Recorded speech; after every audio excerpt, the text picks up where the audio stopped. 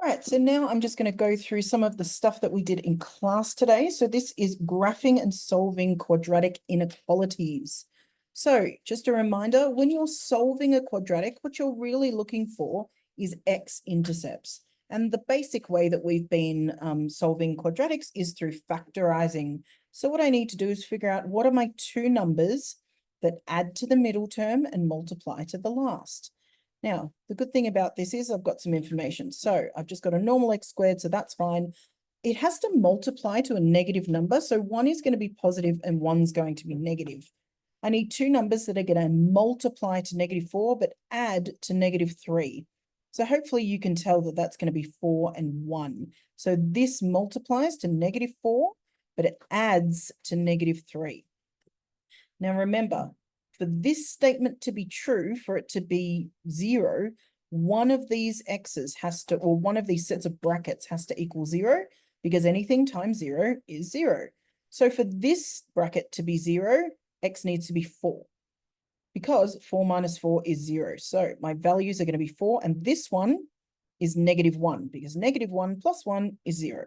So these are my x-intercepts. So I'm going to go -1 and 1, 2, 3, 4. Now, I'm also going to have a look at, well, first of all, this is a smiley face graph because this is a positive x squared term. -4 is my y-intercept, so I'm going to mark that just to help me. And then I don't really care. I'm just going to be a bit rough with my graph. It's not a big deal what it looks like, as long as I've got a rough right shape. Now what I have to do is look at my inequality. So I got told that I have to be greater than or equal to 0, which means I need everything above.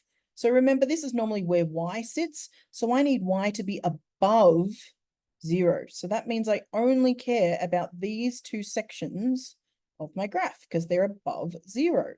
So what I care about is what is on this side of the value, because it goes all the way up, in the positives on this side. And then I want what's on the other side of this intercept as well, because this is going to go up into the positives forever. So that means I can write some inequalities using these numbers. I need x to always be less than or equal to, because of what's here, -1. And I need x always to be greater than or equal to 4, which is on this side. So these are the two inequalities that satisfy this equation. Right, let's do another one. I'm going to pause this so I can draw again. Right, let's have a look at this next one. Now, this one is in a slightly different format to the way that we usually write it.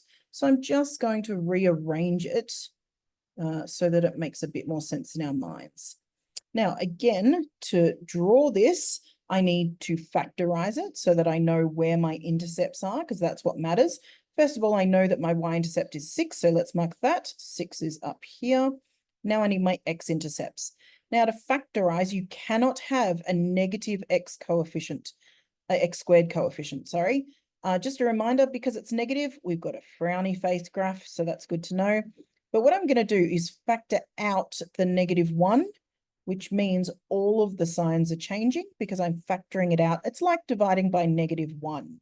Now, I can say what two numbers add to the middle and multiply to the last. Again, because they multiply to a negative number, I've got one of each sign. So it has to add to -1, multiply to -6.